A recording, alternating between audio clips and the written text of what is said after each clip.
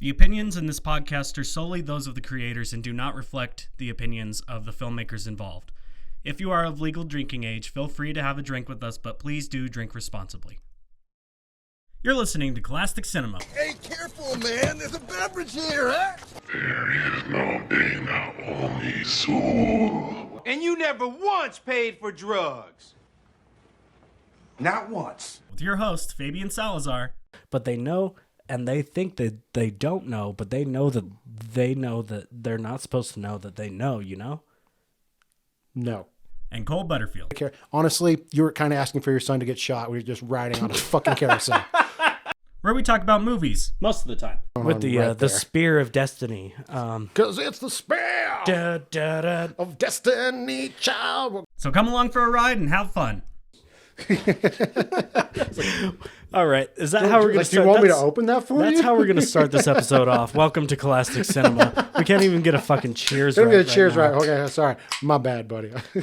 It was a long fucking week, and both of us are very exhausted. We're not even recording this on the actual day we should be recording it because we've been so tired this week. Everything's so cattywampus. But anyway, we are recording because we love you guys so much, and we love that you listen to us. And give us a shout out on all the socials if you'd like, and follow us on Instagram. And like I said in our post on Instagram, we are now up on Spotify. Yep. So check us out there at Cole-astic Cinema. And thank you for being longtime listeners. Thank you guys. We really appreciate it. And we are going to treat you with the first episode of season 3. Season 3. Face Off. Face Off. It was in our opening credits in our first season, and it has been one of my staples of Nick Cage films. And God, this movie's just so much fun. It's a very dumb movie. Oh yeah. But it is so much fun. It's just a good time. It's get drunk and let's talk over a movie fun. Yes. Which, to be honest, I don't think I can ever recall actually finishing this movie. Damn. Because it's just get drunk and then talk over this movie. Yeah, and eventually you all move outside and you're all set, smoking, like, you're smoking, and then before you know it, things are still going on in the background. Like, oh, I've got no idea what's going on now. Anyway. Yeah. I think the first time I actually watched this movie, it was like probably 10 years old or something, and it was fun. It was a blast, but I didn't get the face-off bit because I came in watching it at the bit where they're raiding Castor's place. Yeah. Excuse me. And then they are shooting each other through the glass and all that bits. And I was like, oh, well, this is a cool movie. There's shooting and gunfights and glass breaking, explosions, slow motion, all the John Woo staples. Yeah, I think that was my first exposure to it. Like, it was like on TBS or something, and you happened to catch it on, like, as a kid. Yeah. And you kind of just jump in. You're like, dude, it's got all the perfect John Woo staples. It's got all those things I listed before, and fucking doves and shit, and which is also one of the things Max Payne took heavy inspiration from. Oh yes. Heavy John. But yeah, John Woo movies are just so much fun. What's another one? Mission Impossible 2. I saw that he did that. Yeah, Mission Impossible 2. I can't think of any more off the top of my head without going to my phone. I don't want to do that. Yeah, no, the only one I recognize that he did was Wind Talkers, which was also with Nicolas Cage. Oh, okay. I think I've heard. I don't think I've seen it. It's not as big. It's not as John Woo-y. Also, Broken Arrow, another one. Travolta. Yes, I've Travolta seen Broken Arrow. Okay, cool. Yeah. Man, I haven't thought of that movie in a long ass time. Face Off, 1997. It was directed. It was directed, like we said, by John Woo. Written by Mike Werb. Starring the fabulous Nicolas Cage, the enigmatic, the dogmatic, the flash singing, the hash singing John Travolta.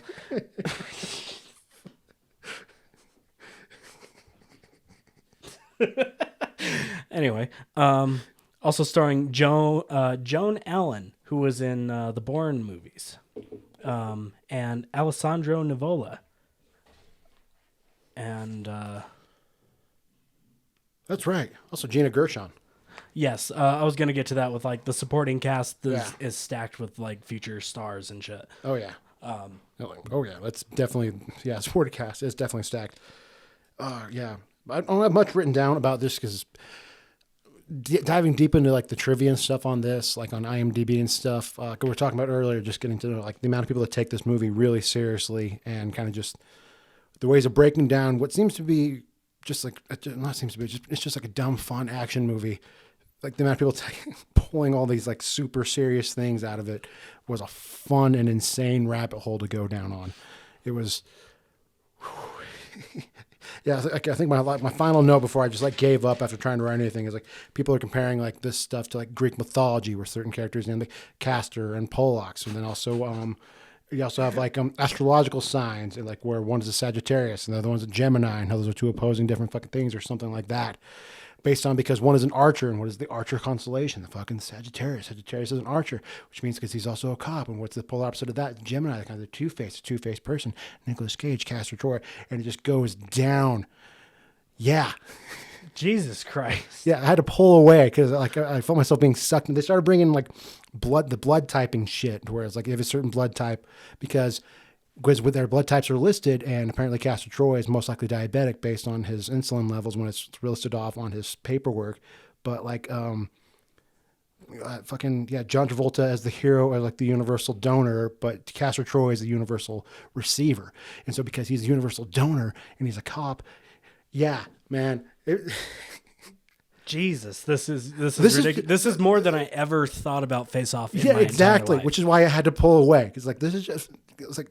Guys, this is just fucking Face Off. Like, yeah, I thought you were gonna go in a different direction with that, being like, well, you know, Archer, Constellation, Greece, Troy, Helen, Troy, Romans, Helen of Troy. Like, I thought you were going that. No, these guys are going that crazy route of like, no, like the Archer constellation is a Sagittarius, and Sagittarius goes against Gemini. Gemini's two people. It's got the brother.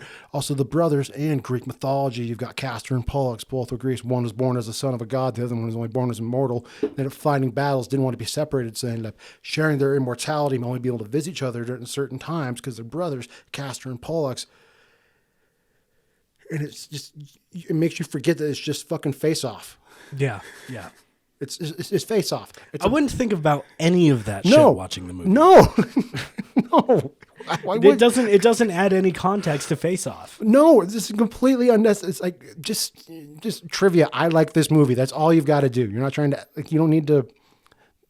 I bag on people finding like hidden meaning in super artsy shit, but like, some like really, really good movies where if you look at like fucking Hereditary as an allegory for grief or like fucking anything like that, like going back with that context, the entire fucking movie is different. The entire movie changes. Thinking about all this Greek mythology bullshit does not change Face Off in any way, shape, or form. Yeah. Like, even if you are, Greece, well, awesome. They'd fight and kill each other. Oh, look at these guys are fighting and killing each other. There you go. Boom. Bing, bang, boom. Yeah, Connection. but it doesn't change any of it. And just the amount of just like deep, like trying to like build levels to this movie that does not need levels. This movie is, it's what it is. It's fucking Face Off. It's fucking John Woo, John Travolta, Nick Cage. What more do you want? Shut up. They change faces and then they act like each other. I like how we took a very firm stance on this. There's like, no, fuck your art bullshit. Fuck your art bullshit on this one. Hereditary episode, Raw, absolutely. Yes, Queen, let's fucking go off. No, fuck your artsy bullshit when it comes to fucking Face Off, man. Stop trying to ruin Face Off with your artsy goddamn bullshit. Fuck art. Fuck right off. And this is coming from me. Fuck art. Let's go. Let's sit down and fucking watch a goddamn movie. Faces. Yeah. That's the whole. They change. What could you imagine if they made Face Off like super artsy? God, that would be exhausting. Yeah, that'd be an exhausting. I movie. feel like it would be like. It would be like watching The Exorcist, right? All right, we got to be in a really, really fucking good place to watch this, but I don't know. Like they trade faces. Make it like a horror movie, a horror like thrill. A detective thriller, like Seven. Yeah. Where they change faces, it's like their faces aren't like fully perfect, so you could see where like all the staples and they're sewn together and shit. Yeah, that would be brutal. But other than that, but even then, like how like you bring in like Remus and Romulus into this fucking shit, talking about the establishing of the Roman Empire to try to justify all this. No, you're fucking not. They change faces. Yeah. Let's fucking change his face so he can go undercover in the prison, which is on a fucking oil rig in the middle of the ocean With magnetic boots. with magnetic boots that he can apparently swim back from. Just too fucking white. This movie is supposed to be set in the future. How fucking in shape is Castor Troy? I mean, surprisingly in shape, since apparently on what his like insulin levels listed as above 6.5%, which means he's diabetic, or at least pre-diabetic, which somebody noticed in the fucking trivia. It's probably Apparently he can swim. well, that's why he can eat a Okay, peach for hours, is because he needs the sugar. Yeah. Here's a question I'm going to bring up that I'm going to look up right now because I'm genuinely curious. Okay, let's see. This is going to be cut. Yeah, cut for the silence, but just Let's see. Closest oil rig to land.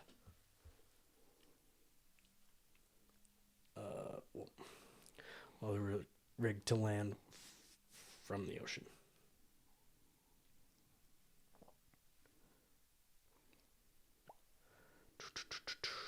This sounds very interesting. I know. This is the kind of content. gripping. Very gripping. Okay, where's this movie? It's set in like San Francisco or some shit, right? Or maybe I'm thinking of no, that's The Rock. I think this is still coastal, so I'd imagine it's like Yeah.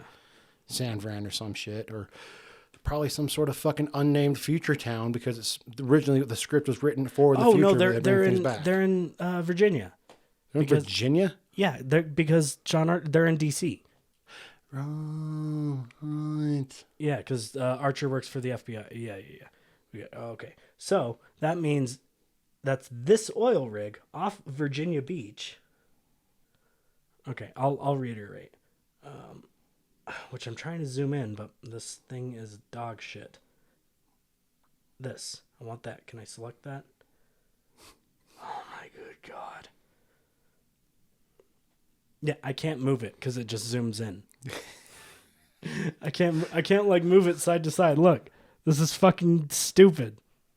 I can't like go over here. It just zooms in. I think drilling maps would have like easier to navigate multiple fucking maps. Okay, well, all right. Well, getting back to the question, there is an oil rig off of Virginia Beach, Virginia, and it doesn't look very close to the coast to me. It looks pretty far out. I'm pretty sure it can't be that close to the At least coast. not swimming distance. I don't know. I could be wrong. If you know how far out it is, leave it in the comments, and I will mail you a sticker. I mean, the guy's got the strength of wield 2 gold guns, so I guess we shouldn't be fucking surprised that he can fucking swim that far with mag boots that were used in the Super Mario Brothers. That's right. Did he ever? Wait, no. He gets out of his mag boots at some point. Yeah. Yeah. Otherwise, he'd just fucking sink. But no, I was thinking, I don't. Maybe it shows it. Maybe. I don't know. Like I said, It's a been movie, it's like, been a yeah, couple years it's been since I've a seen few Face years, Off. and last time it was like back when I really started like when I started actually get like into drinking. I got away from the point of just like going to the gas station and getting like Heinekens. Oh yeah. We'd go to the liquor store and get some of the other ones. Like, oh, this is like a 6% beer. We're gonna do that. yeah. This is your guys' first place together, and I only have my own place. So hey, we're all visiting. We're all like young adults now. We've got our places. We got our jobs. Let's watch Face Off because we're gonna play. Because we just finished trying to play Lego Marvels, and that was stupid, so stupid. So let's try to watch that, and then just I get forgot really drunk. that was completely stripped from my head. I forgot that was a thing. That was a thing. Tried playing- Legos Marvels. Yeah, Lego Marvel games. Tried playing it like this is dumb. Let's just watch Face Off instead. I feel like nothing's ever gonna beat. Like as much as they update it and make it for a modern audience, nothing's ever going to beat the original Lego Star Wars run. Oh yeah, that was so much fun. When the full saga episode or game came out. Yeah. Holy shit! The amount of hours my brother and I put in on that fucking thing. It's like the few video games I could play with my brother at the time where we were constructive and trying to actually. Yeah, because there's so much shit you have to Yeah. find and getting money and like Yeah. it was so crazy. And this was like right at maybe at the beginning, like YouTube starts planting like, oh, here are the 10 whatever the fuck those white things are in Lego Star Wars. Here's the 10 locations for those in this level, but then it'd get flagged for copyright and taken down immediately. And yeah. So it was before YouTube actually let shit like that out. Yeah. Out. Let it All of out. a sudden from fucking Canada, dude. Let it out there. Oh, I saw it. I was talking about it last night. About it. It depends on where you're from, because I've very rarely heard someone say a boot, but I've heard a lot more like about, like a boat, like a boat. Yeah, not a boot. A boat. Yeah, I was talking to Vince McMahon about it, and I don't know. I feel like that's a decent Chris Jericho. That's a decent Jericho. Yeah, and then I looked online and I saw all these people had written Mitch, R.I.P. Mitch, and I was like, it's a fucking potted plant, man. All right. Face off. Face off. Face off. Mag Boots. Sam Mag Boots from Super Mario Brothers movie. Yes. Movie that was originally written for Arnold Schwarzenegger and Sylvester Stallone. The Super Mario Bros. Movie? No, I'm talking about Face Off. Super Mario. Sorry, Honestly, that it would have been a was- lot better. Grammatically, that's where I was at. No, I mean, grammatically, not wrong. I'm just trying to imagine myself, like I'm a plumber with my motivations. I want to save the princess, so I want to do what I can. A Mario. Oh, wait, well, no, because A Mario. obviously Schwartz. Oh, good argument. Because Well, see, that's why we couldn't do it with. It's like, who's going to play Mario? Is it going to be me? Or is it going to be Sly? who's gonna be Castor Troy? Who's gonna be Sean Archer? Yeah. We don't know who's the more bankable good guy, and that's where the ego starts. Yeah, with exactly. Those two. It's like, oh, I'm definitely the more bankable. Like, I'm more bankable. I've been doing I'm in jingle all the way. Right I now. don't know. I mean, I like Arnold. He's a good man, but I think I'm more bankable. You don't even know what you're talking about. This whole movie would have required subtitles. Imagine that you and I opposite of each other. You're going to need like a bouncing ball. You wouldn't even know what it's like taking 4 rounds from Ivan Drago. I don't need to. I just bench press Ivan Drago. I take him, I crush him up, put him into my protein shake in the morning, and then I get lifted up by Andre the Giant. You pussy. Yeah. I don't know. Maybe Arnold would just bully him into being the second. I guess being maybe the supporting actor. It's like, no, you're going to do this, all right? You started in stopping my grandmother will shoot. I made you do that. It was a prank. You fell for it like the child you are. Now sit down and be Luigi, you little bitch. Yeah. Dude, Arnold, like peak Arnold, he was an asshole. But I love him so goddamn much. For the Like, calm down. even in the documentary about him being a bodybuilder, he's like, oh, sorry, I'm talking over here. I need to be talking over here. But even the movie, the documentary about him being a bodybuilder and everything, like just the amount of shit he talks, but he could back it up. It's fucking Arnold Schwarzenegger. I mean, it's kind of hard not to. I mean, look the way I do. Yeah. I mean, Now we've got fucking guys in the WWE that look like that. we got fucking like theater fucking actors getting to that point. Well, that's like the weirdest thing, because like we go back into like the 80s and like looking at Hulk Hogan, like he was big and he was huge, but he wasn't like, he didn't have any definition by any means, but he was a huge guy. Yeah. And like take that, compare it to fucking John Cena. And Yeah, it's like, which he's you got can see every single little individual fucking muscle in his body. Yes, you can. I saw that. goddamn nuts. I saw that Oscars bit. You can see Yeah. every individual goddamn muscle. Just like, damn, Cena. Yeah. Thought It I'd was seen like- it all, but actually I could see all the muscles right now. It's the same as like looking at like that time when Arnold popped up. Is like, Yeah. because he's that cut. He's fucking like that, and I was like, I don't know where I'm going with this. That's a shot right there. Fabian. I lost my point. I was just thinking about fucking bodybuilding muscle guy. Yeah, let's fucking get it. I don't know.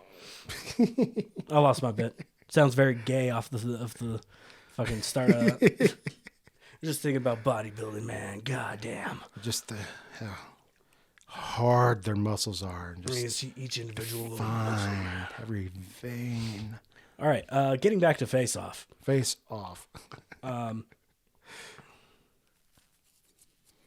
I don't know how much. How much do you want to talk about before actually just jumping into the movie? I don't know. man? We've started doing where we do shorter preambles, and I think this might be one of them. Well, it's definitely one of those because this is just like, I mean, it's This been a while is- since I've seen it, but also it's an incredibly popular movie despite Yeah. how fucking it's just stupid, insane. I didn't it talk is. about how much money it made or anything. I think I talked about I talked about who starred in it. Or its stars and It was made. Oh, okay. So it was filmed in California, set in Virginia. It was made for $80 million. Made back U.S. wide, nationwide. U.S. wide, I'm a dumbass. It made back nationwide $112 no, million. that is U.S. wide, nationwide, applies all the other parts of America. Nationwide. And then U.S. wide is on worldwide your gross side. was $246 million. So yeah, this movie goddamn. was a huge success. So apparently people fucking like it. Yeah, yeah. Explains all those long-winded IMDb reviews. Like, oh my god, they were amazing. Like, I recommend you guys definitely look this up, like on IMDb. Go to the reviews on these. Go for like the 5-star or not 5-star, but like the 9 pluses and on. Look at the people who highly rate this movie and just go down that rabbit hole of just the amount of like art they draw out of this. It's so fucking fun and it's so fantastic. It's a good read for after this movie. Yeah, yeah. So yeah, I think we just go and watch the movie. So that brings us to the sponsor. We are sponsored by Hopkins Brewing Company in South Salt Lake, Utah. They carry local seltzers, local alcohols, liquors, tequilas, and all that. Small, low-key brickline brew pub located in the heart of Sugar House, Utah, or South Salt Lake if you want to be pedantic, you prick. Fabian had a delicious, what is the name of it? Like It was a lime seltzer. lime seltzer by, I always want to call them Hard Water, and I know that's not the name. Yeah, fuck it, they're Hard Water now. Sorry, guys, you have to rebrand. This is a hell of an ad read. Hell of an ad read. Well, I had one of my classic all-time favorite beers, which I say all the time, but this is another really, really good one they have, which is the Hunter Kolsch, which is like a German-style Kolsch. Another just awesome light beer that you can just keep on drinking until you realize, oh no, I've had just enough. It's a really good beer. I have all the flavor profiles for it written down somewhere, but I'm not going to pull them up because we're going to really just phone this ad read in today. Guess so. Fucking I put no thought into it. Yeah, no, but still delicious beer, fantastic. We'll probably double down once we get back from the movie and do it correctly. All right. Cool. Face off! You know, I can eat a peach for hours.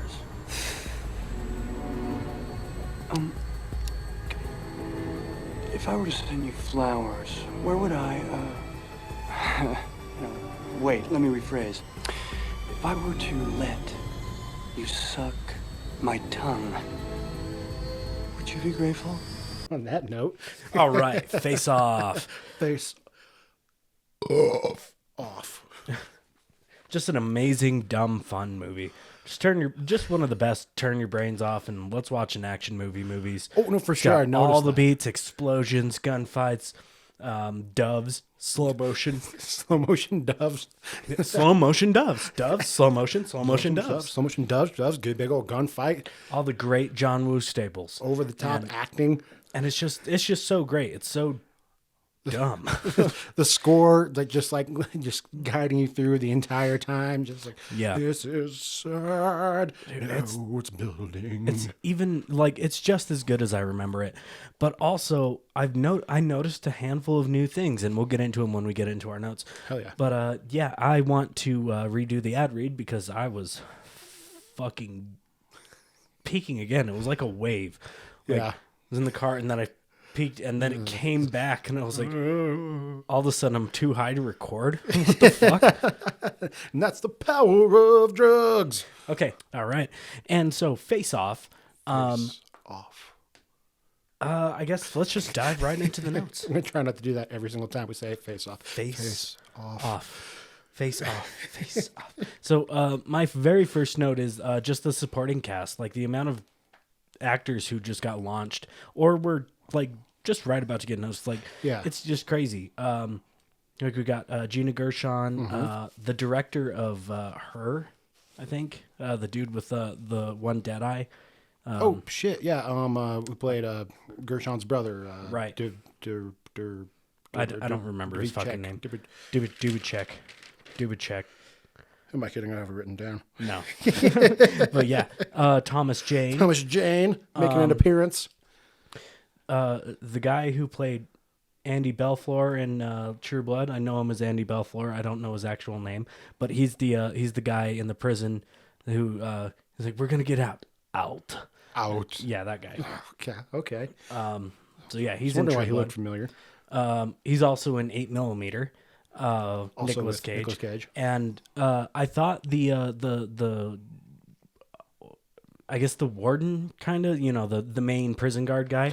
Yeah. I thought he was also an 8mm, but it wasn't him. It was Gandolfini. No, Gandolfini's name. Yeah. But that the warden's been in a whole bunch. Yeah, of he's shit. been around for. He was in Zodiac. Oh yeah, he's just a Yeah. solid character actor that you rely on, especially Yeah. in the 90s. Okay, so yeah, the supporting cast just fucking out there. The opening scene, I always want to imagine, because I always forget about the carousel, the slow motion carousel. I always want to imagine the movie starts with the fucking airport, but it doesn't. No, that's my first note. It actually is on the carousel as well. Yeah. They are not fun, magical times. Stop romanticizing them. Carousels are fucking stupid. Yeah, all right. They're sad and murders happen. Yeah, on them. exactly. Like there's nothing, and if there's not, if murders don't happen, then they're fucking haunted as shit. All right, carousel. They're a product of a bygone age. We can fucking get rid of carousel. Honestly, you were kind of asking for your son to get shot. We were just riding on a fucking carousel. That's your intro bit for sure. Oh shit! Are we just entering the dick age of Cole for this fucking podcast? It's perfect. Do you got anything in between that? Fucking, you're asking for your son to get murdered. Was that just the obvious child puppet after said kid gets rightfully shot for being on a fucking carousel? It's like, Well, think about this. It's like, all right, be a rag doll. What does a rag doll mean? Just go limp. What does go limp mean? Fuck it, get the dummy. well, I feel like I feel like the kid could do it because it's like, all right, put up with John Travolta touching your face on this carousel. Maybe you just got sick of John Travolta touching his face and you're like, all right, John. So much John, face touch. John, the kid's over it. We're gonna put in a dummy. The face is starting to come off and not like in the way we want it to. Like you're starting to rub this kid's face off. Rub it raw. Send him to a veterinary school. All right. Well, no, like going back to the few times I have watched it, I agree. Like, it starts at the airport. Like, soap. the starting scene is Nicolas Cage, like getting ready for the Hallelujah. Yeah. Working himself up and dancing, just Grabbing the ass. grabbing that ass of the choir, which is like a non-profit charity choir that works in LA that they got. So we just, Did they tell him he's gonna grab an ass? Or she was probably an extra plant. I fucking for hope sure. to God. They just pick out like, you're pretty. Do you mind if Nick Cage grabs your ass? You're going to mildly flirt with him for like 30 seconds. He's going to grab your ass. I gotta be better about talking in the mic because I'm wanting to talk. Just want to talk down here. Talk right here. Let me reposition this. There we go. Yeah. You're But repositioned. also like the louder I get, the more I want to pull talk back a little off bit because mic. you want to Yeah. get excited about it. But yeah, really, Jesus Christ. I mean, I get it. I'm an ass man, but I mean, I get it. I mean, asses are nice. I've grabbed I grabbed a nice ass here and there in my back of my day. back in the Wild West. Back in the Wild West. I think Back in those days, partner, That's John right. Woo was. when John Woo was on the Nope, television. I'm stopping while I'm ahead. All right, so my next one, seeing Nick Cage, just seeing him, the first scene he was in, just him walking out in the fucking priest outfit made me so goddamn happy. He's got like the walk and he's dancing. He's just got like all the Cage things, just like all at once. Let's go. We're gonna make a wild face because we're a big fan of German expressionism. Just go He wild. was just going for it, so much as fucking he fun. always does. And then what do you got? Hang on, I'm Then the next one is when they actually get onto the airplane. Is my next okay. one. I've got a little bit, just one before that, but Tommy Flanagan. Again for the supporting cast, the dude with the Chelsea grin. Oh, Yeah, he was in Sons of Anarchy. oh shit. Yeah, he's one of the henchmen who he makes it to the end and then gets shot. Yeah. Oh Yeah. fuck. Yeah, man, dude, they got a. Wow, they've Yeah. got a lot of people in this cast. Yeah, no, that was like I saw him in the beginning. I was like, I totally fucking forgot he's in this. Yeah. but to be fair, To be honest, I had to look up his name because I know him as You know him as the character from Sons of Anarchy. yeah, I know him as the guy from Sons of Anarchy with the Chelsea grin. But yeah, Tommy Flanagan is his name. My next note is just like, oh man, pretty much, yeah, when they're on the plane and he's got the stewardess in quotation marks because spoiler alert, it's not. Yeah, who he tells he can eat a peach for hours. Yeah, I once the first time I saw that as an adult, I just jokingly quoted that line to a girlfriend, and she's like, "Oh, you're talking about eating my ass?" I'm like, "No, God damn it, no." Look, before you and your generation came along with fucking emojis with peaches with goddamn bounce. Back in the day, a peach was something else. And she's like, "What do you mean?" I'm like, "Cut open a peach and then tell me what it could possibly be." Still angry about it. No wonder it didn't work out. Well, also, I mean, I get the confusion even then when the lady later on tells him, "I was your favorite peach," and Yeah, just grab the ass. grabs So the maybe ass. maybe I'm wrong. Maybe he's talking about eating ass for hours. But either way, then he tries to follow it That's up with progressive for '97. hey, I mean, there's a lot of things that aren't in that movie. Yes, They're definitely like very. Yeah, I clocked a couple of them. yeah. But then also just following it up with him just trying to think of a proper line, and just next line he thinks of like he doesn't already ask any other woman he's around with, like, if I were to let you suck my tongue, would you be grateful? It's just like, what? Dude, okay, so that's my very next note. Not the tongue sucking, but Ugh. Literal tugs. Like, this that is the first thing. This is really fucked up to think about, but this is the first thing I thought about at this watch. That was the last thing she tasted, was Nick Cage's tongue. Yeah. And then she died. And then she dies. Imagine that being the last thing you taste is Nick Cage's You're going tongue. so hard on your job to try to maintain your cover as an undercover stewardess because you work for the FBI. Everybody thinks about what was the last thing you smelled? What was the last thing you saw? The last thing you heard?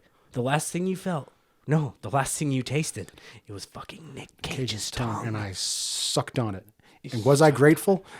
Right after he took a big fat hit of weed, so he's got that nasty, smoky, weedy. Oh yeah, this is also, Oily this is also shit. 90s weed, all right. Yeah, So we're not yeah, talking yeah, like Primo yeah. Kush like we got nowadays, where you got like terpenes giving off lemon flavors and shit. I've been '90s weed versus '60s weed, so Yeah, well, obviously, I don't want to do I fucking. don't think 60s. about '70s weed or '80s weed. Yeah, no, fuck no. Like, Well, everybody's on coke at that time. Well, exactly, like because the weed sucked. But, yeah, I was like, "Fuck this! Cocaine's way It's like better." I'm gonna have to smoke a whole Oh goddamn wait, plant. no, weed's actually pretty awesome, and cocaine is. Not, it takes all It's your the bad 90s. feelings and makes Nobody can afford cocaine in the 90s. Yeah, well, that's why it's only during the 80s. That's why I started dipping away in the 90s. And we gave way to songs that talked about like heroin and meth And crack. and crack, you know, the fun. Depending on what genre you want to It listen depends to. on the genre you're listening to, guys. Yeah. There's a variety of music. If you listen to anything from the 90s, it's going to be touching on Get one the of those drugs. You got all the heroin guys singing. That's how you get grunge. You get all the crack. That's how you get gangster rap. And then what was the other one? We couldn't do coke, heroin, meth. I don't know if meth Well, is really meth, like... well, yeah. Well, you get Well, meth, that's you just get country music. Ding, Ding, ding, ding, ding, ding, ding, ding, ding, ding, ding. So you get deliverance. What were we talking about? Anyway, we're still in the first 5 minutes of the movie. Yep. Hey, this is fine for me because most of the preamble is going to be like 5 minutes long. Hey, that's works on. We got. I'm cutting like all of it. as we should. A good chunk of that preamble was not. The preamble was a fucking joke. Yeah, the next one is just okay. So, what is Archer's plan while playing chicken with a goddamn jet? What are you gonna? Because he's even like Tito even calls him out on it. He's like, "We can't be playing chicken with a goddamn jet," and just Travolta just floors it and just takes the fucking car and goes right at the jet. What is your plan, man? I understand that you're upset, but No.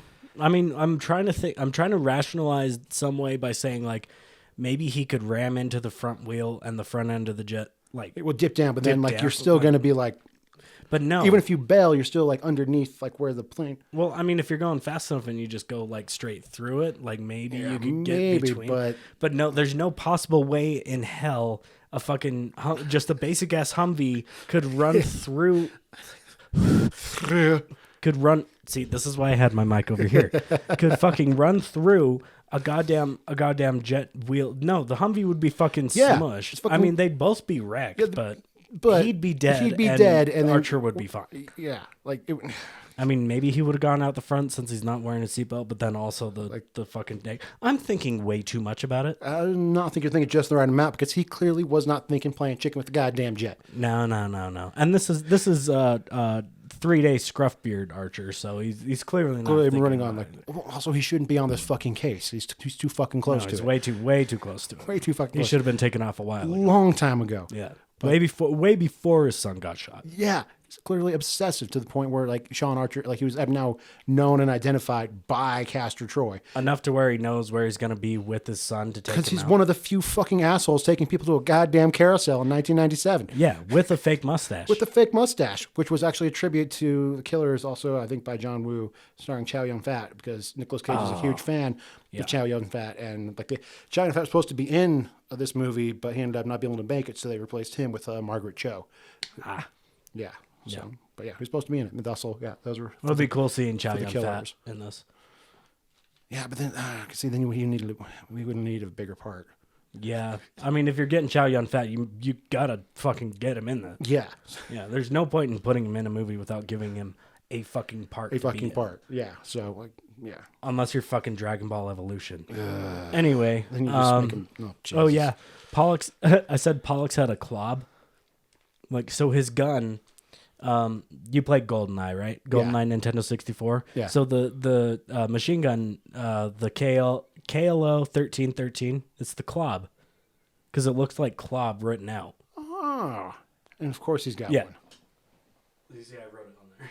Oh, yeah. Yeah, Clob. So my brother and I and all our friends, it's the clob. So I noticed that he's like, he's got a clob. You looked at me like, what the fuck did you just say? Clob? A clob. Yeah. Oh yeah, a clob. Yeah, it's just clearly a clob. Clearly a clob. What the fuck is a What clob? are you talking about? Let me see if I can actually like search it while you're going on your next note. Next note, we're just kind of noticing the fact that a lot of the effects they did were done without digital effects when it comes to like the big explosions and action scenes. And with the plane one, they only had one go with it, so they had to capture the plane. Like that was, they just did it the once and caught. Yeah, the clob. Oh yeah, he's got a clob. Okay, Yeah, now I know what you're talking Yeah, about. he That's had a a fucking clob. clob. It's a clob. Guys, just Google a clob, and I'm sure it'll Google, pull right seriously, Google KLO 1313, and it's a clob, and you will know what gun I'm talking about. But yeah, just noticing that was how awesome it was. They had this one go with the fucking plane. And they had to get it from 13 different camera angles. Yeah. Get just the one shot. When you're running a budget like that, like Yeah. 80 mil, we're not fucking skimping on that shit. Let's Yeah, go. and Let's they go fucking practical went as fuck. Practical as fuck, and they only just had the one plane that they could do that with. Well, they got it. Oh god, they oh, yeah. fucking got it. They got that a lot with a lot of those shots, like a lot of like non-digital effects, just like Yeah. He's like, all right, we've got one of these. Yeah, So we better make sure we're make it work. fucking getting this. Get The your first rehearsals and take. everything down. Make sure we got this, Yeah. so we can fucking go, and then get it from all the angles. That's the goddamn respect I have for action movies, is like when you get those big explosion moments. Not like necessarily Michael Bay movie where it's like, all right, we could blow something up 13 times and not waste a dime. Yeah. But like, yeah, something that like that where it's like, okay, we can blow this up once, so we better make sure everything is fucking set and ready to go. And get all we can out of it, and they fucking do. So just definitely, that was another note. I'm like, oh fuck yeah, dude. Just knowing that they try to minimize digital effects, with the exception of the obvious digital effects they had to use for certain things. Yeah, like the one that comes to my mind is the one at the very end where they're flying out of the boat and they're floating and the explosions happen. It's not bad. Where the but obvious stand-ins are floating. Yeah. It's not bad, but it's noticeable. Oh yeah. Yeah. I mean, at the time, probably not as noticeable. Well, especially not with you didn't have fucking HD. HD fucking TV. It was like, yeah, all that stuff was like minorly pixelated and like you could see it. Yeah. But do you got anything like around that time? Because my next one is just being excited about zip disks. Zip discs. Because that's what all the information is for. I think it's called Selena, the bomb they have. It's all on a zip disk, which is an upgraded version of the floppy disk, which could hold like 500 like. Yeah, I know what a floppy disk Yeah, is. but it could hold 5. It's like an advanced floppy disk. It's How long was the zip disk around? Not nearly that long, because like 2 years after this, you have like the compact disc coming out. Yeah, So- that's CDs for you that are older than fucking, or for you those of you who are younger than 21. 21 who couldn't be at there's CDs at a time. So before that, there was for- zip disk for a brief window. Yeah, that's probably why I don't remember. I remember floppy disks and I remember CDs. I don't remember zip Yeah, disks. there was this like a right in between where they were like pretty much like a floppy disk on steroids, like precursor to CD. So yeah, zip disks and then lasers, 90s. I'm trying to like, because at some, like, I wrote down some stuff. I'm gonna try and like erase, or if they're just straight up copy paste like what CinemaSins and Honest Trailers have said about it, I'm just gonna exit out. But if it's something that I noticed that they said that's actually wrong, I'll bring it up. Not to be like actually, but okay. So let's see. Wires, first scene. The fuck? Why did I write first scene? What the hell does that mean? God, I fucking suck at taking notes. Wires, first scene. Of Wires. I know what Wires is. Wires is the airplane scene where he Caster shotguns guy and you can see the wires pulling back. But yeah. First scene, I have no idea what the fuck that means. Give me a sec. Maybe it's not supposed to be first. So if I were... What's your next one? And I'll tell you where, because I know what my one is after that. Next one, after just like being baffled by the brief window that was zip disks. Yeah. Was them talking about going undercover and then how he's not allowed to tell anybody. And I kind of felt like he should be able to tell his wife. Like they've got there's not nearly enough people like backup. Not only enough backups installed in case any of this goes sideways. Pretty much just like the doctor, the partner, and like the one lady who suggested her are the only people who know. And as soon as they're gotten rid of, then like nobody has any idea what like Archer was doing, like his supposed like training he was supposed to be under, like that. Like I feel like you should be able to tell somebody as a backup for this shit. At least not your fucking wife. Yeah, somebody to know that nobody would knows, but even the people who know that aren't supposed to know that they don't know. Yeah. And they're not supposed to know. But they know. And they think that they don't know, but they know that they're not supposed to know that they know, you know? No. But yeah, I'm with you. Yeah, just at least some sort of like backup. Like you've got like understand like it's a very tight knit thing. First of all, like you got to keep like you can't have everybody knowing about it. That's how you keep secrets. But it's like if anything happens to any of you guys, we're talking about Castle Troy, like a terrorist. There's got to be one person that knows that nobody knows. No. Yeah. Nobody knows. And therefore, and then like be like actually because he's supposed to be taken out like 2 days in, like in case anything went wrong, like he's supposed to be taken out. Someone like maybe somebody at the fucking prison should have been aware, or something like that. But no, nobody can know. Nobody can know. Nobody can know that they know. No, they can't. That note with about the first scene was probably about the opening scene being I just wrote it again. The interrogation scene where he's interrogating like just the gang members and everything. I never remember that scene. Yeah, it's so quick, and I mean it's necessary because it's like him doing the face off is like pretty much his last option for finding the bomb. Yeah. So it gives you that quick little thing, but yeah, he's like talks like, I'll break him. That's what I do. I break him, and like he knows because he knows all about all these gang members because he's clearly busted them all before. But I never remember that scene. It's really fucking quick. With the exception of establishing him talking to Gina Gershon about like the kid and all that, knowing about the kid, which then comes into play later when he actually meets the kid. Yeah. And then next one I have is the eyelids. So like if you're taking the face, you're taking the eyelids too. So just imagine like a faceless Nicolas Cage, no eyelids, no lips. Just I've been enjoying your shows. That was my next note, is like smoking without a face. That's got to be fucking hard. Like no lips, so it's all in the teeth. Yeah, like how the fuck do you do that? Because it's like it's not that it's like just no lips, but also like all the way back cheek, to like your you've got like exposed muscle and all that. Like that's some like Scott Snyder's Joker level you just shit. put it like in between your tongue and the roof of your mouth, and yeah, there you go. See, smokers will find a way. This is true. I mean, at times I've made pipes out of potatoes and cans, and smokers find a way. Yeah, they find a way. Where there's weed, there's a way. I have Thomas Jane, but I've already talked about Thomas Jane. Okay, so now he's in prison. Oh yeah, which that was my other note. Just kind of noticing, like I put nuances and then immediately put him in quotations of when he's because it's like the subtleties of him like trying to like, be the Castor Troy character while also like having all this baggage and hang up. Yeah. Another reason why he should not be part of this fucking mission is going to have a hard time with it, but it's just like trying to go off and like, I am Castor Troy. Yeah, he just doesn't. Yeah.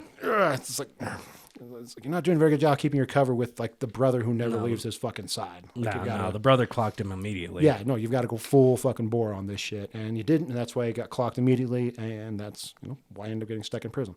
Also, because you didn't have a fucking backup. Nope. Fucking idiot. He didn't have a guy that knew that nobody knew he knew. Yeah, Gotta have that guy. And then the next one is just Travolta is just fun as hell at being Cage. Yeah. Yeah, he is. He does a great job of being Cage. Like it really, he does a really, really good job, especially with how, and Cage does a great job as Travolta, but Travolta is a lot more muted in the beginning, so it's a fun contrast to kind of see, which obviously what keeps the movie holding up and is the whole appeal behind it. Dude, it's really fun to see Travolta like through the movie because he kind of hang on. Yeah, so his emotionlessness as because he kind of shows it in the beginning, like he has a tad bit of emotion, like he's pretending, and then just the more, like the further you get into the movie, I don't fucking care. Yeah. Like he's trying to, it's like Eve, like he's saying Eve, like no, you're amazing, and he's just like looking off. He's like, Victor Lazaro died today. And then he just fucking walks off. I mean, it's like, I don't fucking care. My mentor. Let me turn away. Know. I've just lost.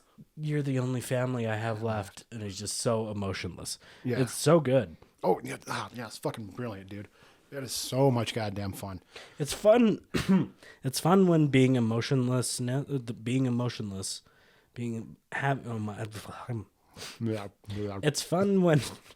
fun when being emotionless works towards your character in the context of the story, but actually being emotionless because you don't know how to fucking act is different. Yeah, it's purposeful emotionlessness. Yeah, which is really well done. Which is also you're choosing to do that. You're not just I don't know how to convey emotion. Yeah, it's like I don't like sand.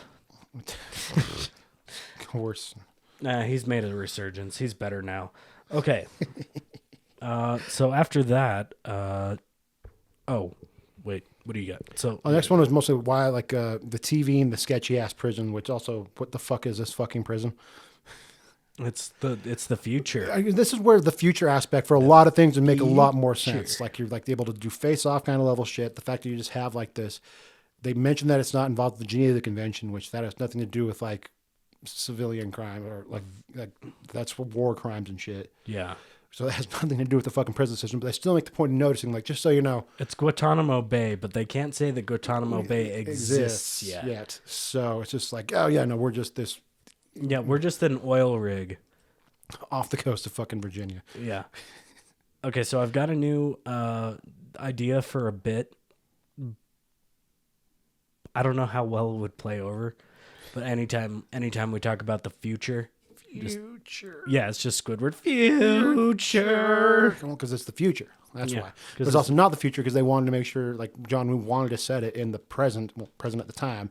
But it's got future elements. It really does. Like, with her ability to just, like, quickly stab Travolta and get the blood sample with, like, not even waking him up. Just... The entire fucking premise of the movie. How the fuck are you going to take somebody's face off?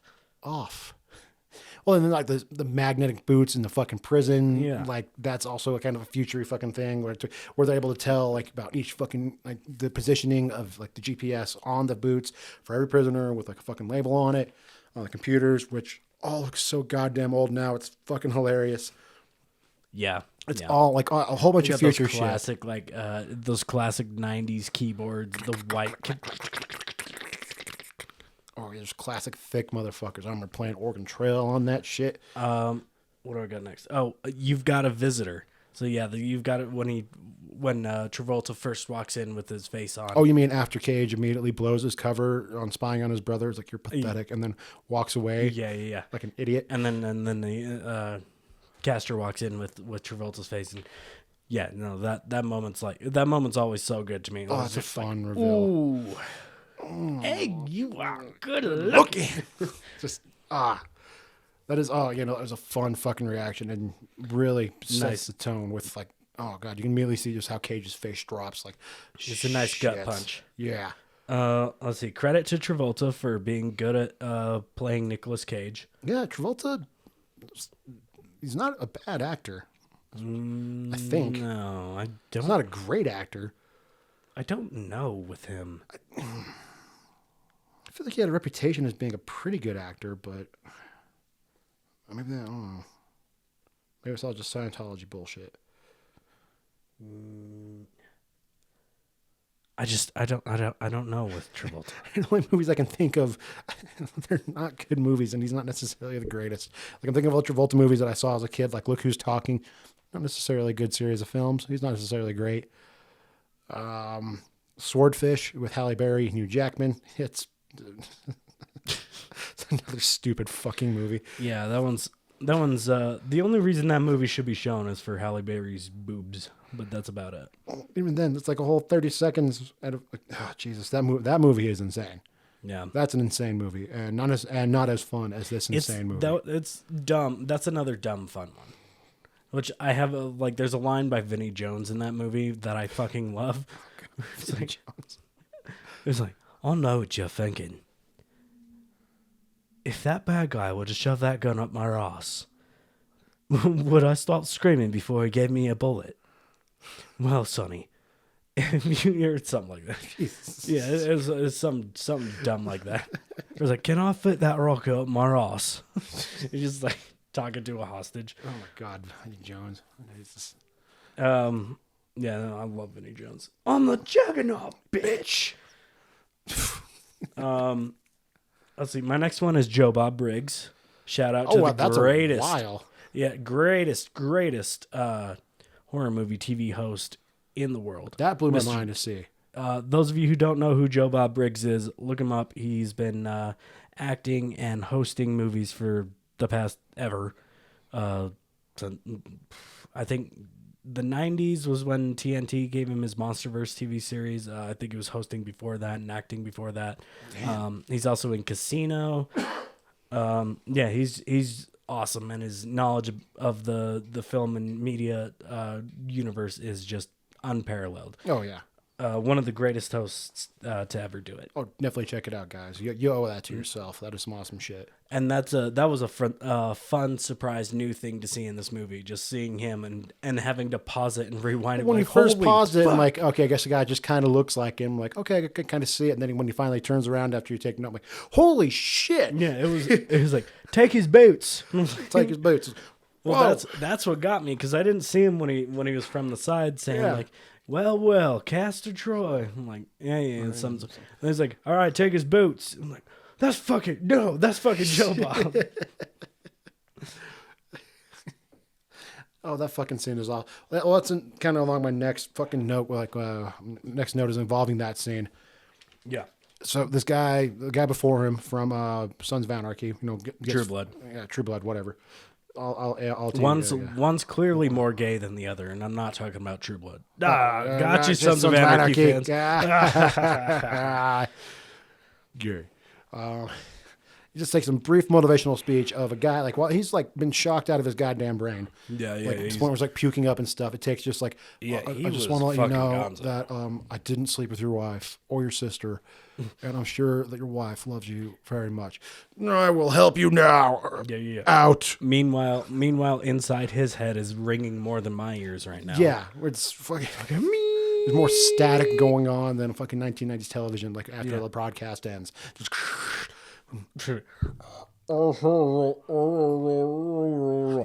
Out. Just like, all right, whatever fucking gets it going, I'm here for it. But like, Yeah. Jesus Christ, really? It's just kind of like, fuck it, we got to move the plot. Fuck, we got to move along. We had a lot of fun with the whole cigarette bit. We just how are we gonna get him out of prison? Fuck, we didn't think this. Oh shit! It's like, well, hold on, we didn't make it. We like Italy's like inland, right? That should be okay. No, it's in the, It's in the middle of the It's ocean. in the middle of the ocean, just off the fucking. Fuck. Whose idea was that? What if we? Okay. Who fucking did that? Who made that decision? Okay. No. Okay. Bit of a corner. Okay. Let's just make sure there's a helicopter just happened to be sitting out there for him to fucking fly.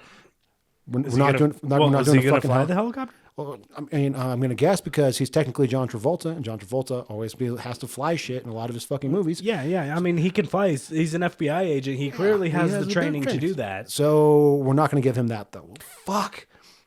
How are we going to get him off this goddamn thing? What if we just have him...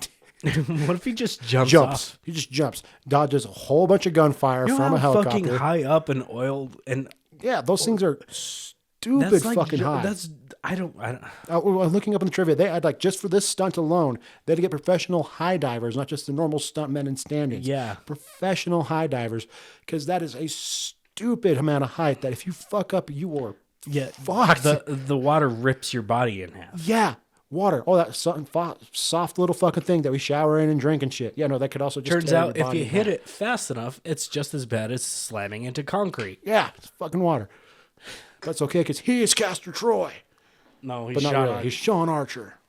But he is the protagonist. Okay, so how do we explain him getting back to land? Oh, that's the neat part. We don't. We just cut to him jacking keys from a valet. Yeah. How did he get back to land? Fuck it. That's going to bog down the plot. Yeah, He's who just cares? back now. Who cares? We still got an hour of this shit to fucking I know go. how they explain it. With Castor as Sean, he's in the office. They're like, did you find his body? No, we didn't find his body. And he's like, he's already here. Oh, that's how you explain He's already here. He's already here. He's already here.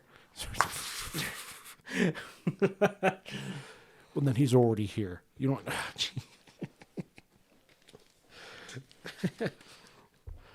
Okay, so hang on. Before we move on from the prison. Yep. Okay, so my last thing about the prison was there's a long pause between action sequences. Yes. Because the airplane scene, between the airplane scene... sorry, my allergies are making... Between the airplane scene? Yeah, they fucking punched me in the goddamn face today.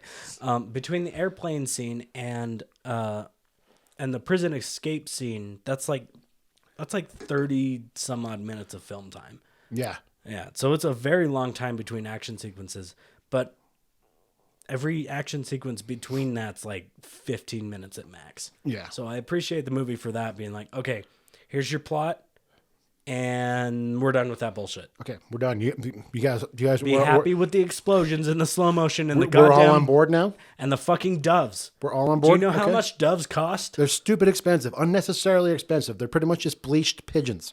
All right, guys? Yes. I will agree with you on that 100%. Okay. So yeah, that's my last bit about the prison. Oh yeah. But also, why do they have a TV in the middle of the goddamn prison showing fucking nature videos? They have TVs in jail, just like in the main fucking hall, and then they switch on CNN. Do they still have those? I don't know. I haven't seen like a modern prison representation like at all. Yeah, no. I mean, when you think about being in jail, like prison, you think about the big ass box TV in the corner from your cell or something. Or something like that. Or like there's like a special room, like a rec room where everyone goes. Oh, that's probably what it is. Yeah, the rec room. Yeah, like the rec room now. Yeah, so I was thinking about that. Like Orange is the New Black. I was like, wait, is there like a TV? There's not like a TV. They have like a big conglomerate of. They don't even have like cells necessarily, just like their corner.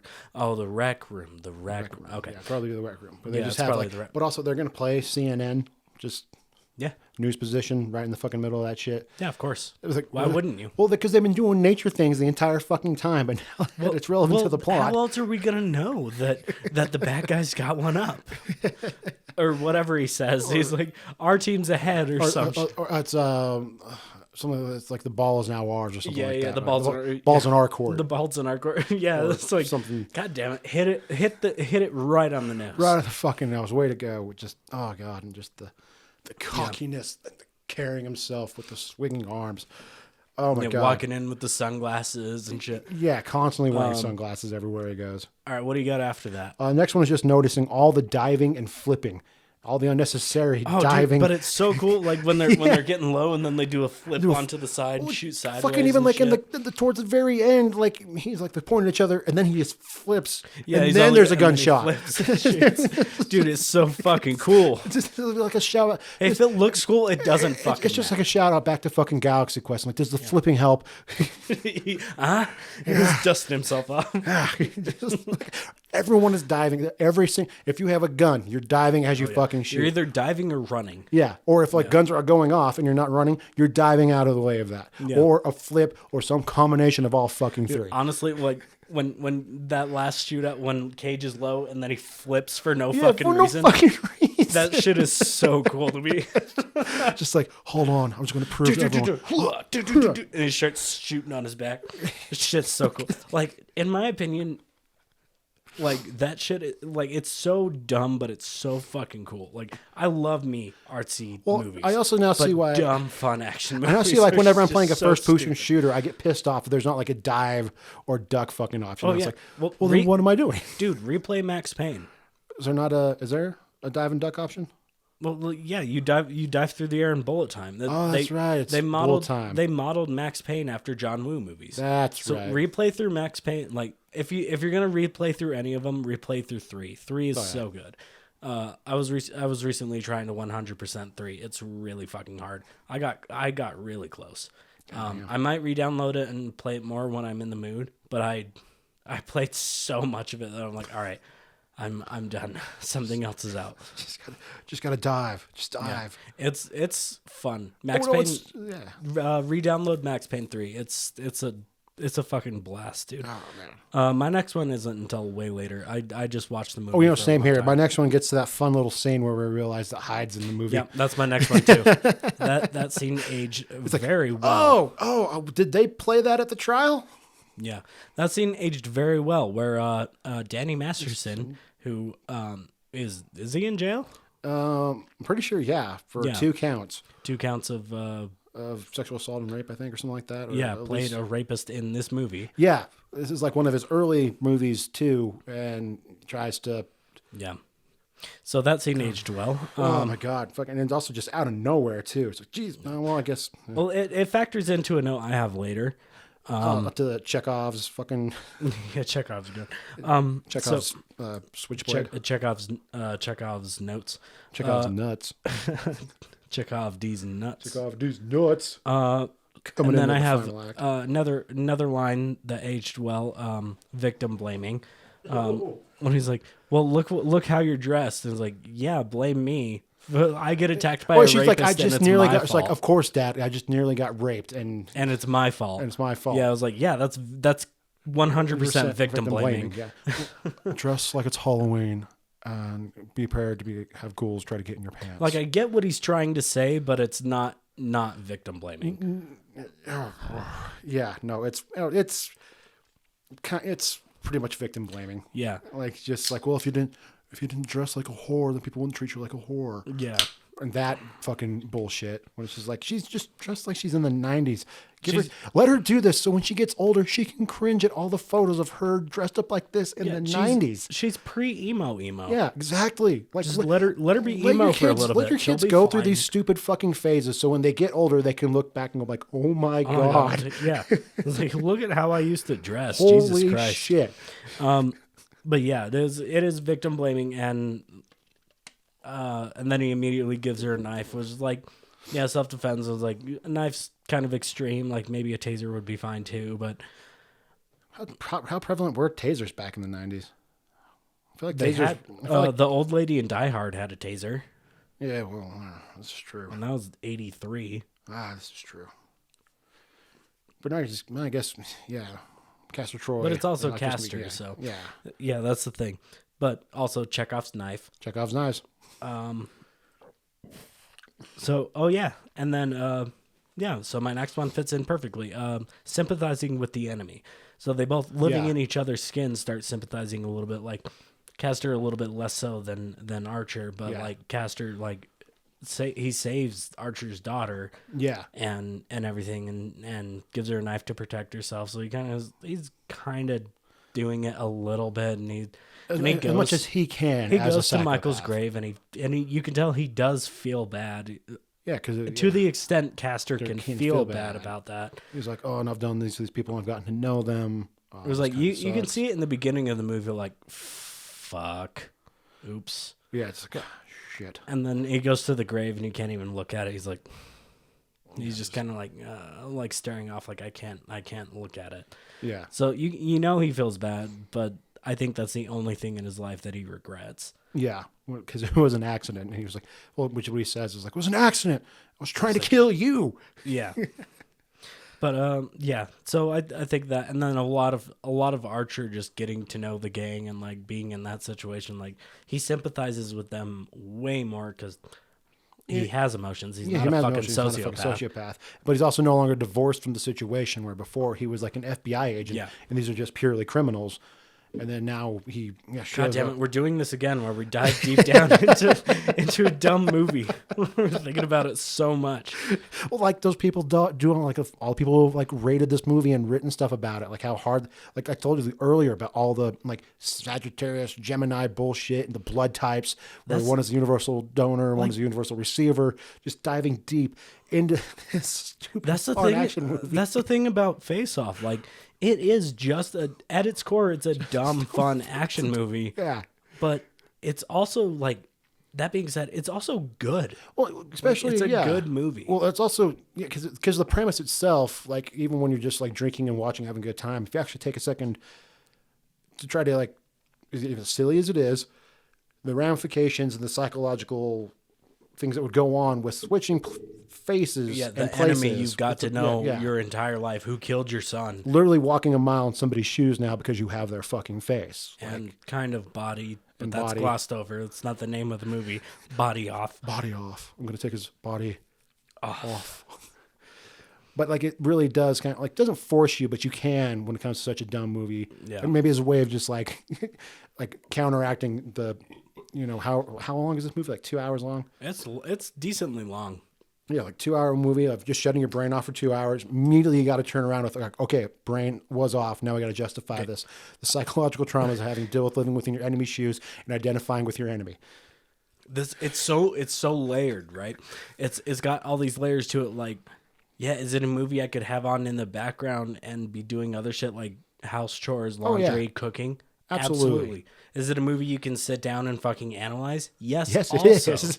Like, Face Off just has so many layers. It's just so good. That's what makes it so funny because it's fucking Face Off. Yeah. And everyone knows Face Off. Everyone knows like... It's getting a remake soon. They're doing a part 2 or... I think there's supposed to be a part remake or whatever the fuck they're going to do. Either way, I know that Nicolas Cage and Travolta were interested in possibly... That would be cool. That'd be a lot of I'm fun. down. I'll see it, even if it sucks, and we'll let you know. My next note isn't until the very end. Oh, no, I still have some notes like involving when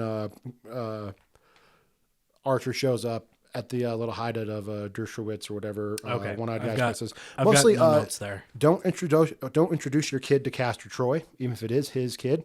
Yeah. You know the kind of person he is. That's why I kept it secret and didn't tell him. Yeah. Don't introduce him just because he decided not to have sex with you because he's feeling guilty about cheating on his wife.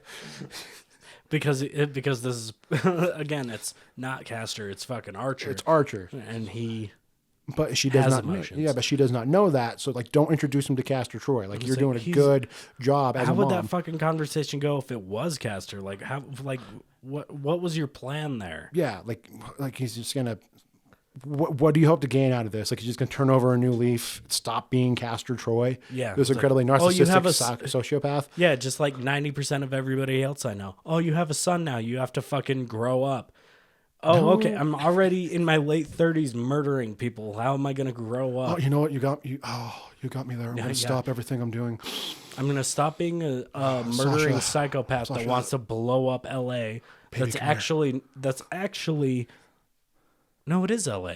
It's the LA It's LA. Convention These are Center. the LA Convention Center. I think it's all taking place in LA. Fuck, then why? Well, there's no goddamn oil rigs off of LA. So we swam from Virginia to LA. So what the hell? Where was That's the closest oil rig. Well, I don't know. Maybe it's different in the 90s. in I the don't 90s, fucking like know. after getting like Maybe a lot there of was the big oil booms, like especially when you started. Well, I was thinking about the. Well, I was like, where was the BP oil spill? That was in the Gulf of Mexico. That was in the Gulf of Mexico. That Even was like then. early 2000s, but even then, Well, like the 2010, 2011-ish. 97, we're talking like post Desert Storm and stuff, and like Where the fuck would an oil rig be outside of LA? Like, I don't know. If those of you who know, if there is one that we're missing, put it in the comments along with a movie that you want us to watch. Yes, This is where the oil rig is located. Or on our Instagram. Comments on both are very welcome. Please feel free to comment, like, share, and subscribe. That being said, I have to pee. You are grounded. All right, what do you got before the church scene? A few more things. All right, cool. We're at 47 minutes. I'm sorry, guys. I'm not though. No, you're good. You're good. We can keep going. Like, well, the next I one said. still involves them at the fucking hideout. Yeah. So, Pollock tips Castor off That was Pollux. Pollux. Did you hear? I said his name is Pollux. Yeah, I heard that. Yeah, I heard that. Yeah, so he tips him off that they're at the little hideout place, whatever, surrounded by, I don't know, whatever FBI SWAT is, probably still SWAT. I don't fucking know. And they immediately just completely open fire, even though you can clearly see there's a fucking kid in the goddamn room. Yeah. And it's just a spray and pray, not like a takeout fucking operation. Yeah, there's immediately launched.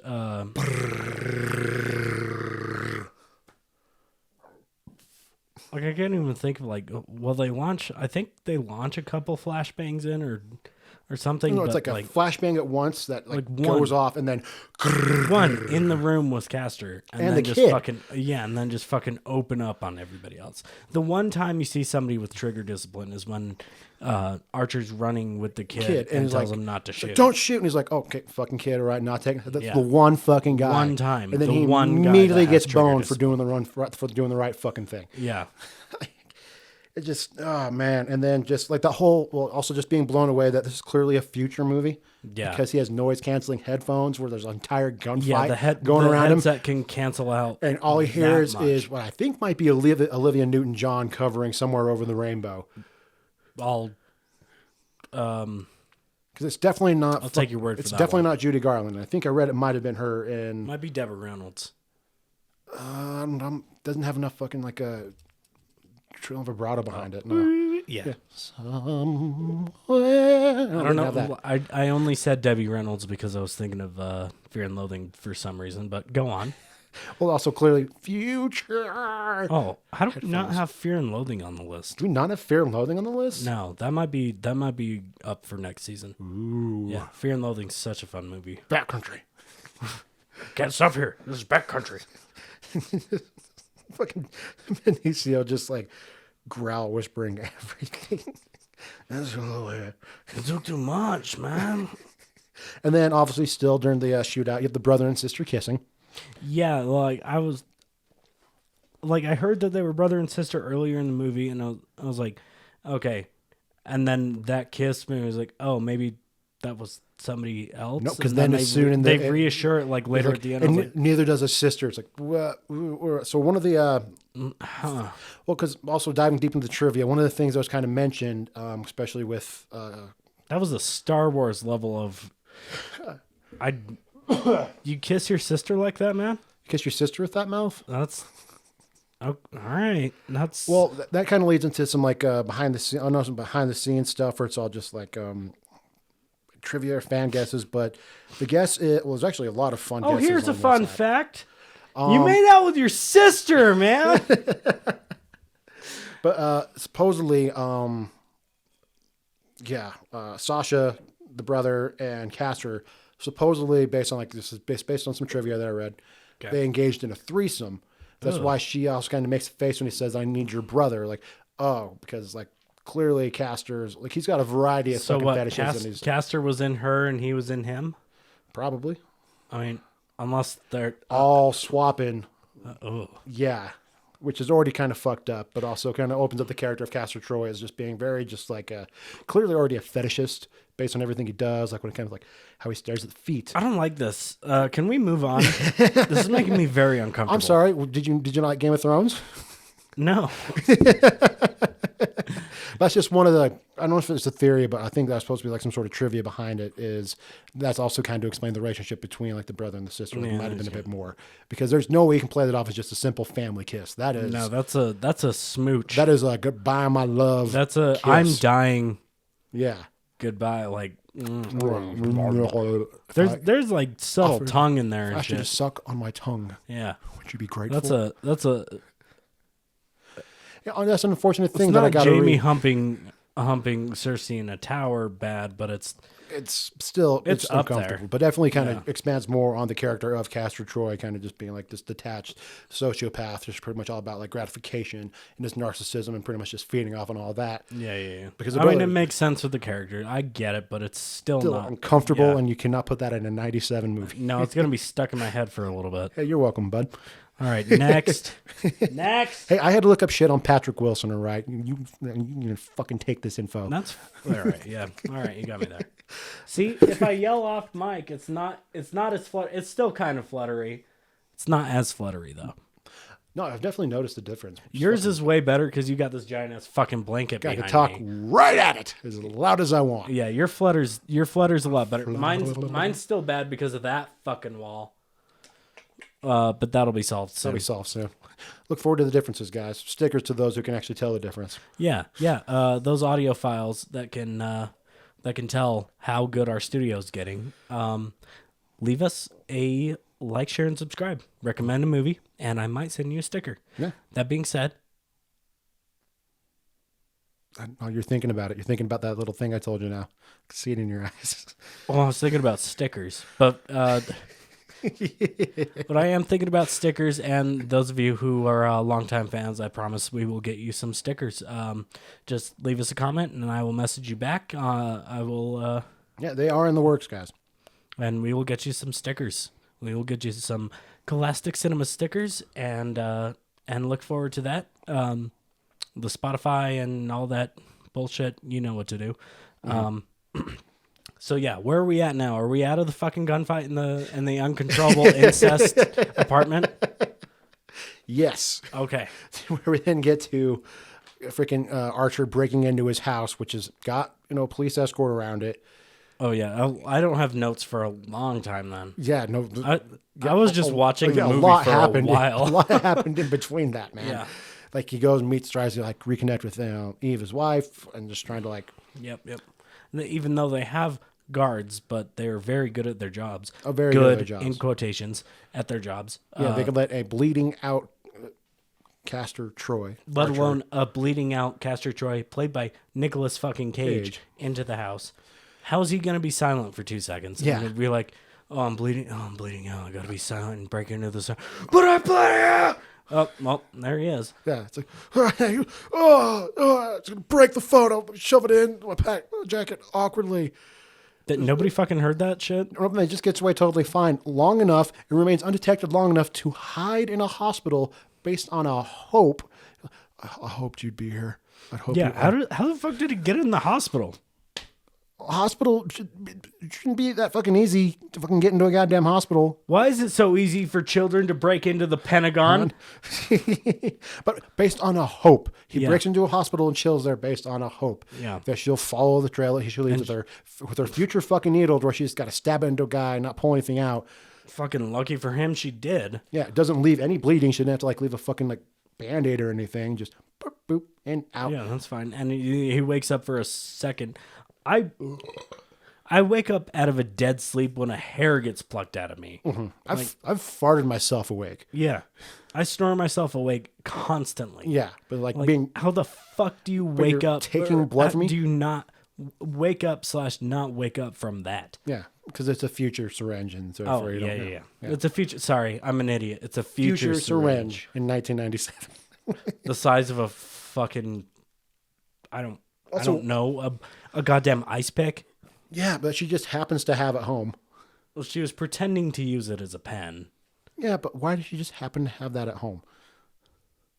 Maybe. Well, you got a point.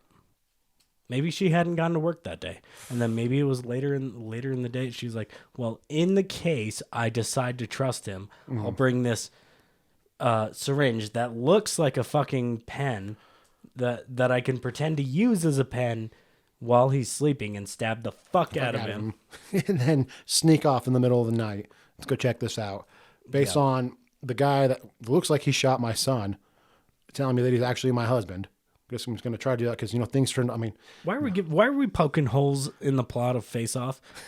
Do we think it's like, no, it's all gonna be so realistic to make this more like interesting to the story? No, at this point of the movie, it's like, fuck it, you're in or you're out. Oh yeah, no, we're going by this point. So you're in or you're out. If you don't believe that shit is possible by this point, where we can take a dude's face off and put it on somebody else, already conceded to the fact that we can take a person's face off and put it on someone else and have it be totally fine, and then adjust his voice and his body to where it looks like that. The only difference will be that he's just an inch. Well, they say he's an inch shorter, but Travolta's actually 2 inches taller than Nicolas Cage. Fun fact. Read that up. No, Nick Cage is like 7 feet tall. He's a monster. I'm pretty sure Travolta was taller. 1 6 feet tall. No. And the 1'6" Nick Cage is like taller than God. Nick Cage is taller. Taller than God. He's so tall and he's so strong. So He strong. could beat up your dad. He's so strong. Strongest man I know. My dad could beat up your dad. My dad's Nick Cage. I don't have a dad, so he can. And he could. Until we find him. Until we find How do we him. know he couldn't? This is true. It's the only one we find out. Those of you who know who Cole's dad. All right, next. Leave a comment. Dad, if you're listening, leave a comment. Leave a comment, a like, share, and subscribe. And Hey, hit that notification bell, Dad. yeah, and leave a comment for movies you'd like to see us. Suggest a movie, Pops. Follow us on Instagram. Jesus Christ. I'm sorry to those of you who don't know who your father is. Yeah, I'm not. I don't know either. So fucking laugh at it, you fools. That's fucking funny. All right. And then my last note before we start just devolving into this end of this movie is how Archer's able to convince his wife that it's him is by talking about their date. And this sounds like the worst goddamn date. Yeah, it is the worst goddamn date. And why didn't he fucking lead with that? That's not my own opinion. I will give CinemaSins credit for that. Lead with that. Why didn't you fucking lead with that? Like you chipped your went out for surf and turf, but you were a vegetarian. I mean, you chipped your tooth. Not necessarily leave it like or like lead with it like that, but be like, I'm Sean. I can remember our first date. See, this is what happened. Not like walking in like, I once took a date out for surf and turf. Oh, yeah, just like no, like sure. Okay, no, look at who I'm Sean. I can prove it. Like on our first, like on one of our dates, I took you out for surf and turf, not realizing you were a vegetarian. Yeah, why didn't you fucking lead with that? But then you chipped your tooth. We looked for an all-day. Okay, to play devil's advocate, maybe he wasn't thinking about that. Maybe he would have just been like, I mean, kind of hard to think when you're bleeding out. True. But even then, he was bleeding out at that point too. But yeah, maybe he actually had time to think about it versus like, I just have to figure out how to get into this home. He has had time. Like, okay, I've been waiting. So if she does show up to this hospital, I know what I'm going to do. I'm going to tell her. Yeah, I've had like several hours bleeding out in this hospital by myself that not even do anything about by it. no one. Yeah, no, this empty ass hospital. It only has my wife and maybe 2 other people at any given time. I'm getting better about yelling back here. But then she chips her tooth on a rice seed. They look for an overnight dentist, and they take him to a drunk one. And he fixes the wrong tooth. How many teeth does this bitch have that are fucked up? Yeah, out of the 32, one noticeably fucking fucked up from the like they can't even point it out. One that has fresh blood on it that's chipped. Yeah, no. Like, oh no, this one's obviously the fucked up one. Well, the dentist can't let you do that. Or while you're in there, I mean, if it was me, not saying I'm a dentist and not saying how easy it is. But if it was me and if I was drunk and I saw multiple fucked up teeth, if I was drunk and I was there, this is just my work ethic. I would just fix them all. Yeah. And be like, oh, well, I don't remember which one it is, so I'm just going to fix all your teeth. Did you eat, like, were all of these fucked up by rye? I'll just fix them all. Looks like all these were fucked up by hard rye. You just wanted one fix? All right, I'll charge you for the one fix, but all of them are fixed. I'm drunk. I don't fucking care. Just going to go with the drunk. And then she marries him. Yeah. Well, she got his tooth fixed. Fucking ridiculous. I mean, he got her tooth fixed. He got the wrong tooth fixed.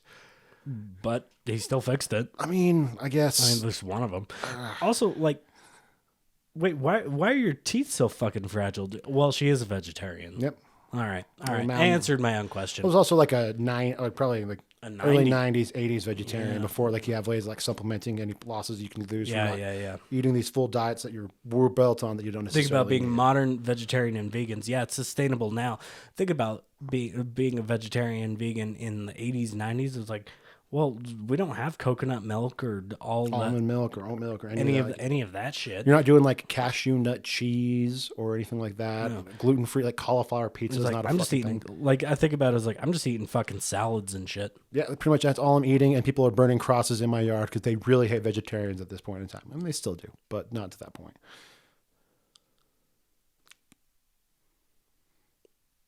Okay, moving on. Moving on. I was like, why are they burning crosses? Just because people hate vegetarians, and they used to be the butt of a lot of jokes back in the day. It's just like, oh, fucking vegetarians, and it's just now it's vegans. Yeah, it's because vegans. They're worse. Yeah, vegans are so much worse. Yeah, they're just fucking because they're just annoying about their veganism. I don't understand why you're being a vegan. I'll attest. I've been really fucking annoying about being on keto, and that's on me. But it's also me. Like if I'm doing something, I'm going to talk about it relentlessly. Yeah, like that's just me. But also just like people going on diets and stuff, talking about it. Like that's just the fucking thing. So like there's a lot of like it's kind of what I'm doing in the moment. Like I like talking. Like what else do I have to fucking talk about versus being on a diet? Like can't talk about what you've ate because you haven't had much. I haven't had anything. What did I eat? I don't know. I had eggs this morning. Yeah. Like just scrambled eggs. And some cheese. I sprinkled some mozzarella on top of. Mozzarella on top of it. Well, fucking mozzarella and some fucking eggs. Yeah, that was it. Yeah, I mean, and then I went to Hopkins and I had two seltzers and a shot, and I'm like, oh, this is probably fucking go. I think we're good to go because I was fucking starving by the time I got here. I'm so hungry all the time now. Yeah. Is my metabolism's finally like kicking me in the fucking gear. Are you gonna fucking eat? Because the only thing you eat is meat, and you're not eating carbs. We need those. I'm like, no, we don't. Feed me. Yeah. Then my next note pretty much just devolves into it's pure chaos come the end. Yeah. Okay. So we're at more or less the church. The climax. Okay, so I've got my first thing is I have the throat grab, but that's a little bit later. The Jesus pose. So Travolta comes in, does the Jesus pose, and then when he shoots him with the spear gun, he also does the Jesus pose. But he gives himself like the blood and the blood's running down. And I was like, that kind of hit me a little bit more this time. I didn't really think about it like, oh, he's speared most of the time I watch this, but now it's kind of like, oh, haha. Well, he's also speared in the spot, I believe, possibly where Jesus was speared. Like under the rib. Yeah. Okay. Yeah, that makes more sense. There's a lot of just Jesus shit thrown with on the spear of destiny. Because it's the spear of destiny, child. We're going to strap Travolta because he's fucking insane. There's your fun Christianity plug. Oh, God. Those of you who know and those of you who don't know, the spear that killed Jesus is called the spear of destiny. And that's some people believe that was actually what killed him versus him dying out of all the other shit that he went through. But blood loss and trauma and just torture, shock, food, like starvation, dehydration. All the crazy shit that goes on with crucifixion, but I think not most, but a good deal of people believe that the spear is what actually killed him. So people should be wearing those as necklaces as opposed to the cross. Yeah, spears. I should start. I think I'm gonna start wearing a spear as a Satanist, just because that's like next level. It's mocking. Like, hey, he died from this, man. Yeah, it's like next level mocking. And that's what a Satanist is. Mm-hmm. See, a Satanist is an atheist that says they're a Satanist and because it mocks Christianity and blah, blah, blah. God damn, how did we get into this subject? Anyway, because all the strong Jesus shit right at the very end. Yeah, I think a lot of that's getting cut. Anyway, to bring a point in that contradicts CinemaSins, they said like at the very end when Cage is holding Travolta and he's able to talk to Jamie and like hear my voice and everything. He's like, why is he able to bypass the voice changer now? Yeah, it's because he got hit. Yeah. It says in the very first movie, like, yeah. Well, like, yeah. Travolta comes up and he grabs him by the throat, and you can hear it changing. Yeah. Because he fucked it up. So there's an actual scene that explains that. Oh, yeah, you can hear it at that moment, but then when you get towards the end with, like, all the grunting from the fighting and the boat chases, that is all Nick Cage grunting. It is not overdubbed by Travolta, which it should be Travolta's voice instead of when he Cage's. says die, that's Travolta. There's Travolta, but like, I'm talking just like when the he's grunts. talking at the end, it's Travolta. But yeah. All Yeah. the grunts, That's all Cage. because why would you dub Travolta twice? That's fucking dumb. You wouldn't be able to differentiate who the fuck is fighting who. And like I get what Exactly. Who's who? Yeah. I don't know who I'm supposed to shoot. But the throat grab and fucking with the little Fucking with the little thing, yeah, which is talked about early on in the movie. He's got to be careful with not taking a hit to the throat because it could dislodge it and make it so he talks like his normal self. And then my last note is at the very, very end. Oh, same with mine. Because it's just pure action, speedboats, 90s, explosions. Mine's after that at the end in the house. Oh, yeah, no, that's my last note too. Okay. Because But yeah, what are you going it's to take a ex- note on? Explosions. The practicals are fucking amazing. The explosions are great. It's just They got nonsense. Speedboats on fire. It's nonsense, visuals, noise, amazing. Just great. Just fun, not like a fair amount of quick cuts, but also not chopped all the way to hell. Yeah. Just a lot of fucking fun. Obvious, like you could start telling like where the stunt doubles are and the stand-ins, but Yeah, even then, sometimes, yeah. you don't like, especially like when you got the one swimming, like just felt so bad for the one holding onto the chain on the side of the boat, trying to flip himself over. I'm like, that just seems like, and then only to get himself to where he's like skiing on fucking shoes, holding onto a chain. Yeah, you gotta be strong as fuck. That is cool as going. fuck. They're going fast. Jesus, but goddamn, man, just imagining the. Like, That's gotta hurt. Oh man, I hope they paid that man well. Yeah. But you know, my last note is at the very fucking end. All right, cool. So what do you got? Ooh, new son, everything's fixed. Yeah. See, they killed the bad guy that killed their son. Yeah, they got a new one. Well then, and my final note is, hi, I'm Jamie. Here we pet faces because it's just brr. It's like this kid lost his mom, lost his uncle dad, never knew his real dad. His uncle dad. Yeah.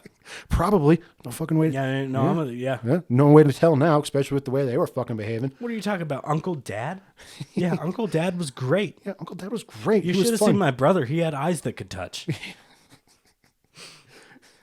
He taught me how to wink and how to avoid put on these noise canceling headphones and just be okay and not show any emotion about freaking the fuck out about this entire gunfight going on around He me. also directed Her. Now touch my face. Yeah. Oh, the face touching. Yeah. Like, I don't know if it's Greasy ass hands. Don't fucking touch my face. get your fucking, I don't know you. Yeah. I was spending time with this guy who acts like he fucking knows me. He doesn't look like anything like the guy that I was talking to beforehand. A lot of the people in my life are lucky that I'm nice and I'm patient because I fucking hate being touched by people. Like, Yeah. and a lot of people touch me. It's because I do like I'm nice and I'm a very welcoming personality. So like people are like, oh, it's fake. So they like, touch me or like do all this shit. But honestly, like I fucking hate being touched. Don't fucking touch me. You don't know me. I don't know you. Don't touch me. Autism. Anyway. Yeah. No, my one at the very end is they fucking wherever they filmed that last scene, whether it be on a studio backlot or in a soundstage, they flooded the entire fucking place with fog. Yeah. Holy It shit. is so goddamn Everywhere. foggy. Honestly, it's probably why she's touching the kid's face. Like, you got the fucking fog in your I face. can't goddamn see you. Where are you? Hold on. Oh, there you are. It's like fucking just telling you. It is so like it's ridiculous the amount of fog they have. So much. Like, even from him just like walking around the corner of the house. You can her barely see hearing the anything. goddamn street. Just It's so bad. It's like, oh, this is a clear and sunny day. What the fuck? Do we live in a goddamn cloud? Nope, it's the future. It's not Seattle. Where the fuck is that? It might be LA. It might be Virginia. There's no way to fucking tell anymore. Oh yeah. You know, we don't know where they live. They might have moved to Seattle. I don't know, but it wouldn't be that sunny with that amount much of fog. Fucking fog. just following everywhere, where it's like he's some sort of otherworldly presence, like fucking coming down. Anyway, that was Face Off. That was a blast, fun movie. If you haven't seen it by now, go see it. It's it's a blast. Yeah, it's one of those movies you could put on at any time of the day, no matter how you're feeling. So yeah, that is going to cap off episode 1 of season 3. Season 3. And we will come back to you next week with